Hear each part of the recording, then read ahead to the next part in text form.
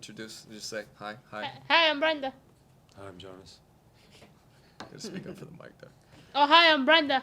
You Speak to the mic. I think we're still with Jonas. Oh. Okay. Oh, well. Let's What cut are this you one. doing? I'm Sylvia. Hi, I'm Jonas.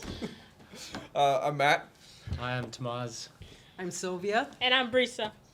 So we run an esports program in which we help people with disabilities and special needs develop skills by using video game and technology. And the point of this is for people to hopefully get to know the inside of the program and to get to meet the people that are developing the program and working with the clients and helping to make progress. So let's talk about favorite memories again. Is there another favorite memory? Anybody throw something in there, something you think is I got impactful? one. Yeah. That's a lot.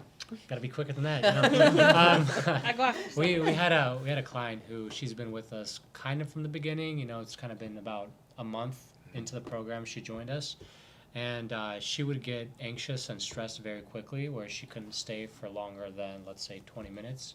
She would get very restless. She would get up, walk around, bite her arm, and then she would leave because she couldn't handle it. And as time progressed, we were able to get her to sit down and play Mario Kart. At first, it was just a very basic process of us turning on the auto steer, auto gas. That way she could kind of focus on just what the game looks like. So she'd be holding the steering wheel. We'd keep telling her to hold the steering wheel. And she'd hold the steering wheel. The game would be kind of playing for her. And through the months, she kind of got used to what it felt like to drive.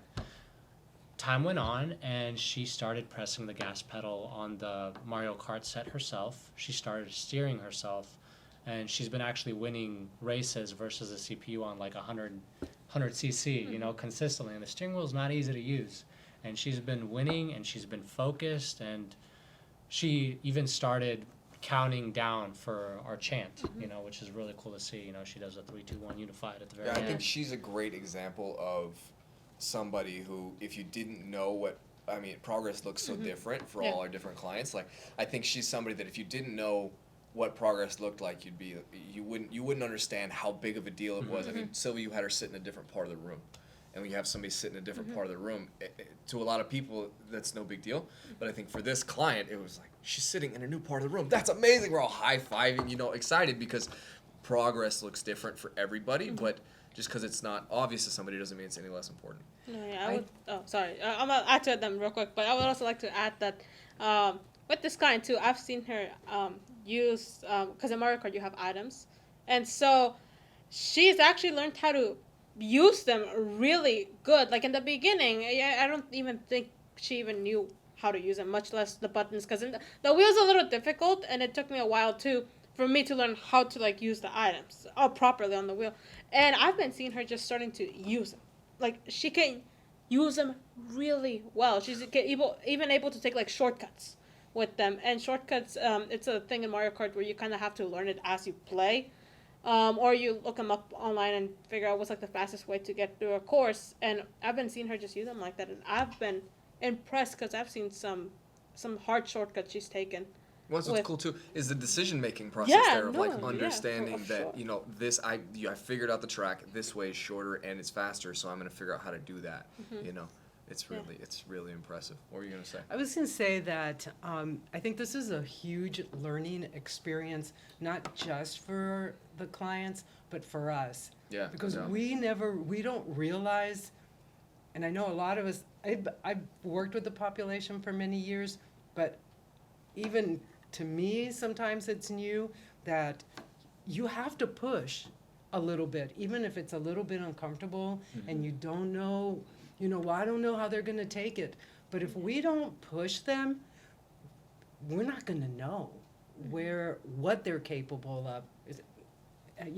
They're going to love it or they're going to hate it. But that's also something that we're learning Yeah, no doubt.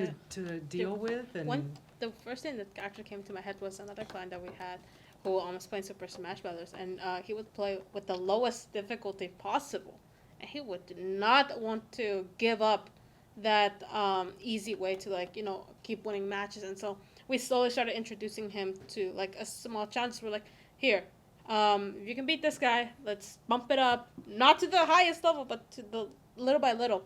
And so we got up to the point where he can now be second to the hardest computer level. And I mean, that was something we kind of had to push a little on him because we knew he could do better. He was just resistant to wanting to learn. I don't know how I could describe it. I think, I don't mean to interrupt you, but I think go ahead. that's what I've seen all of you guys do, is that somebody beating, like, and that's, I think it's the reason why this conversation is important, it's why the camera's important, is that for a lot of people on the outside, okay, cool, they're playing video games. Oh, there's a client, and he beat a computer on the second to hardest difficulty. He beat it on level 8, not level 9. But what I've seen all of you guys do, and I'd love for you to talk about it, is to understand, like, for those guys, you're not, I mean, you're losing to a computer, but, like, losing at anything, we're coaching, we're sitting there saying, hey, it doesn't matter. Like, we're going to figure out what you didn't do right and how we can move forward. And then there's the emotional piece. Like, I know you're discouraged, but the only way that you can get better is by doing things that's hard. And some things are hard, sometimes you're going to lose. Like, I see you guys do it all the time. It's also the fear of losing, right? You don't want to lose, but that's why this translates so well into life stuff, is because in life there are times when you lose, and there's got to be times when you overcome that loss and still be positive and think of a different way to succeed. And same with the games, is sometimes these clients, they don't necessarily have the confidence at the start, right? And they do take losses, but it's important for us to keep pushing and keep hyping them up and teaching them. That way, even with those losses, they still learn something, and then the next time they, let's say, tackle the same exact challenge, they come out victorious and they come out learning something. Yeah, and also, like, I mean, taking losses, too, it doesn't just have to be with computers, you know. Also, just between clients and clients, you know, we have a few clients when they were playing alongside each other. Most of the time, it's they respect each other in the game, and they respect each other once they're done, too. They say GG, well played, and all that stuff.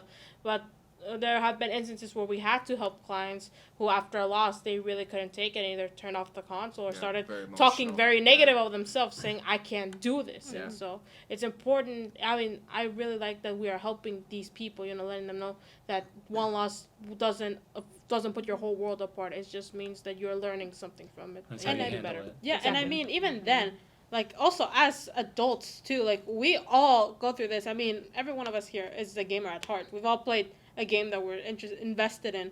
And I mean, it hasn't been hard for us losing. I'm sure there's been times where we've lost, where we like couldn't, where we couldn't, Yes, it has. where we couldn't take it well, or we felt very disappointed in ourselves. And I mean, I think helping also these people kind of learn that losing is okay, that it's a part of you growing and learning. It can help us to see that they've gotten better with this, or that we should help. How could I say? Teach them something new to overcome those obstacles. What do you think? Well, I definitely think a lot of there's so many teaching moments, so many learning moments, and as coaches, you know, it's a privilege that we get to share those things. We get to share our input, and we get to show how we go about it. You know, we get to take someone aside, and we just get to tell them, like, hey, this is what I would have done, or we get to be a little more positive in our approach as well. And along that too, I think, Sylvia, you were touching on it, and this is something I take with me every time I step foot in here. And every one of our participants and every one of our coaches, us, we're always going through something 8 hours, 9 hours before we arrive. Yeah. And our participants too. We talk about a lot building memories, building experiences, teaching moments. And a lot of that too is we're building memories for ourselves along for them. And I really mean this for the majority of our clients, if not all of them. This is the 2 hours that they're looking forward to the most every day. And every day, and good, bad, fun, everything, it's all big learning experience, and we're creating memories for life. And me and Tony, shout out over there, we talked about it too. It's like Matt says, there's nothing like this. There's not too many programs like this in our region, and it's like a sports team, a conventional sports team, but it's for esports, and we're creating those feelings, the excitement, the frustrations, the success. We're creating those memories here, and man, I look forward to it every day. You know, it's more than just we're getting paid to play games. We're getting paid to coach up life. We're getting paid to coach up a lot of things, you know. So our conversations just don't stay within the technical aspects of the game, but it's always relatable to life, and it's awesome. And you know what's really nice? Because I'm just like dying to say it. So I was sick last week, and I was not here, and one of our participants was here, and you really don't know what you mean to them. No, it made a big difference Okay. because I know you're talking about But- it. He came in looking for you. He kind of wandered, he Yeah. looked around like something's not right. He like Yeah, asked. Yeah. and He he went to just ask was me like, in person. you know, I that's what you, and it just made me feel really special. Yeah. Yeah. You know, Yeah. it's like, wow. And then today when he was here, he's like, Sylvia, you're here. Yeah, yeah. You know, and I'm like, yeah, did you miss me? And he goes, yes.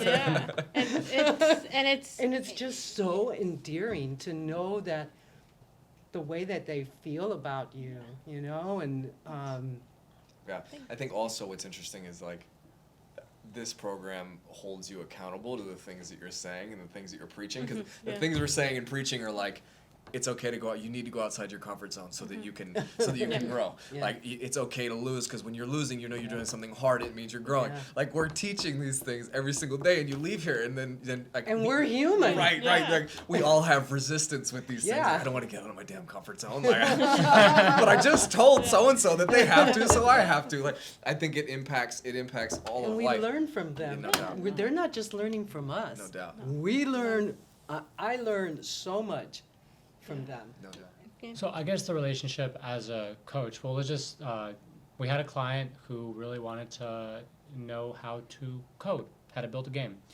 And the way my day-to-day with this client would be is when I would be at home, I would research videos on how to learn more about a program called Unreal Engine.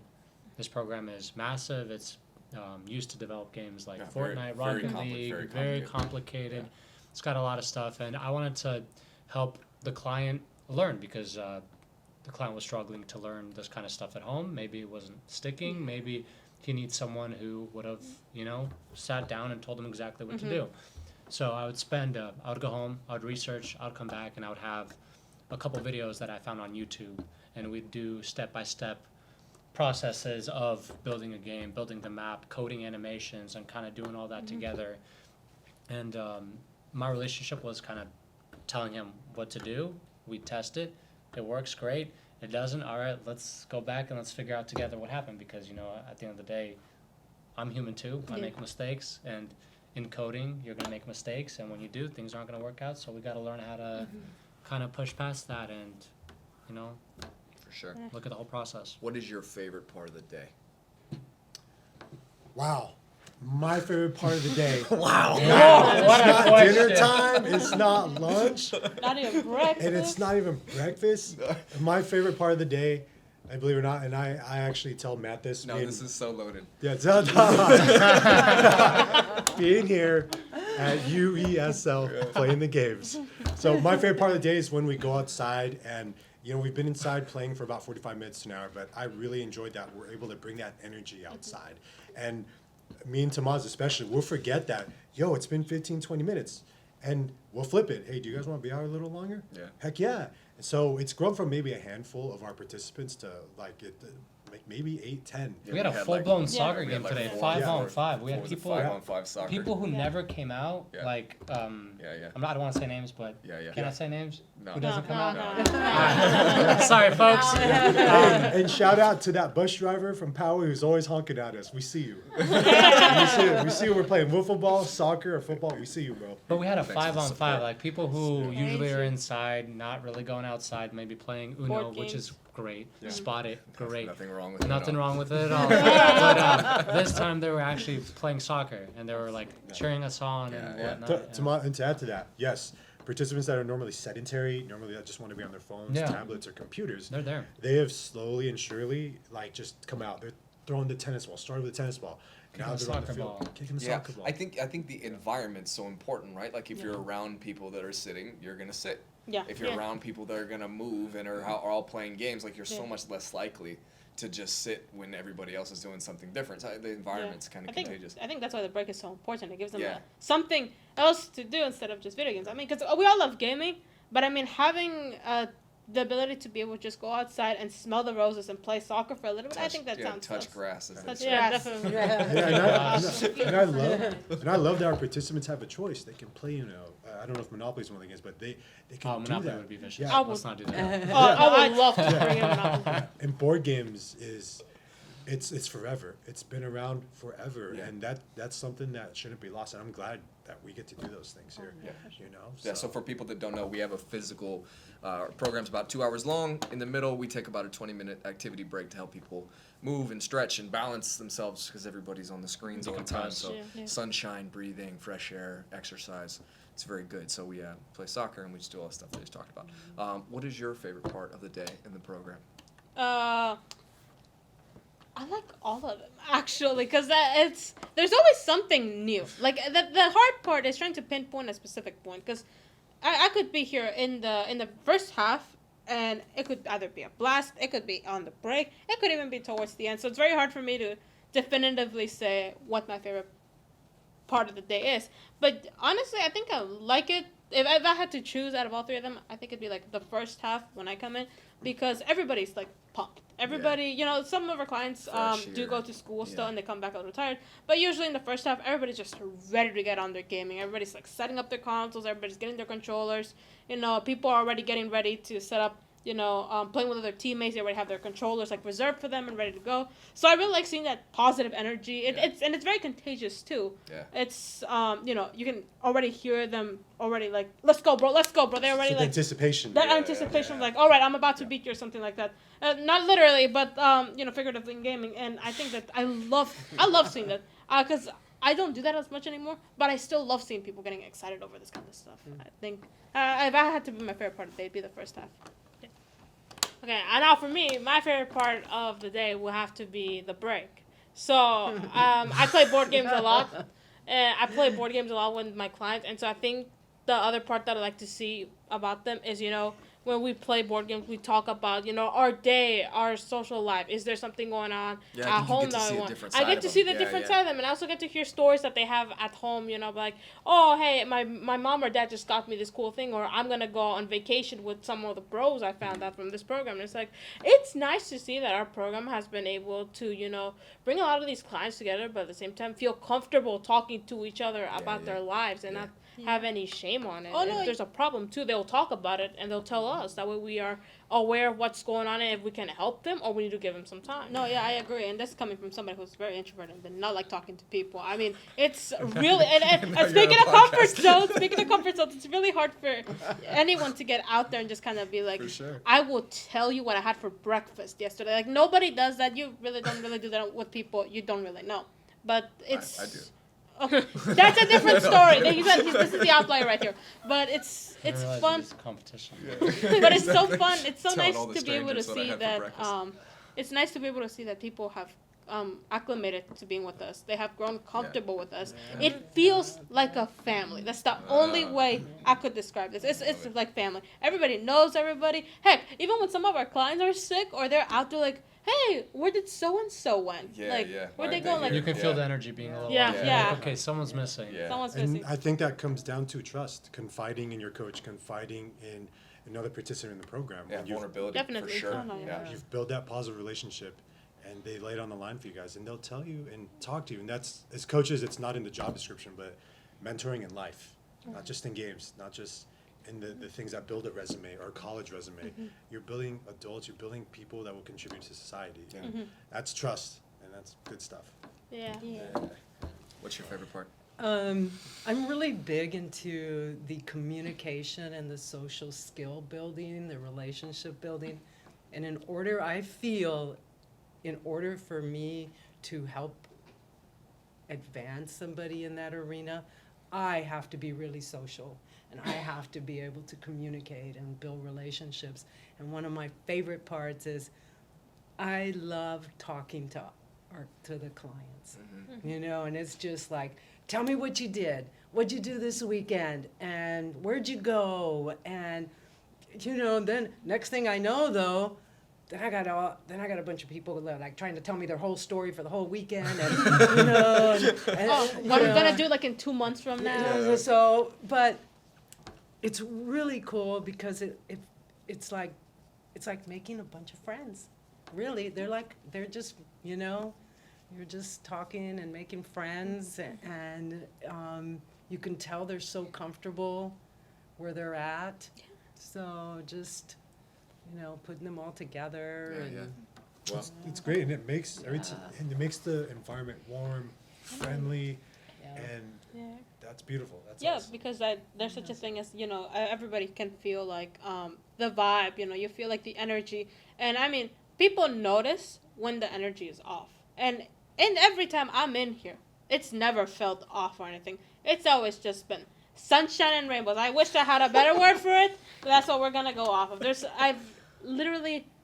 I felt comfortable every time I come in here. I felt like rich with a lot of energy that I'm honestly kind of wish I could like provide in my own life. Because these Well- guys just learn to not care, they learn to live their lives as how they want to that's live how we and how should they be. want others to see them as for who they truly And are. And honestly, that's really beautiful because not a lot of people can really open up like that. And these guys are just like it's like they're at their house, and you know they're what? just being themselves. We appreciate that. Well, on the note of being ourselves, I'm gonna wrap this up. We're gonna be ourselves. We may or may not do this again. I don't know, but What a natural transition to the yeah, end. yeah. Not of being ourselves. Let's wrap this up. Exactly. We're finished now. Bye, everybody. See ya. Bye. Thanks, Sergio. Thank you guys. Thank you, guys.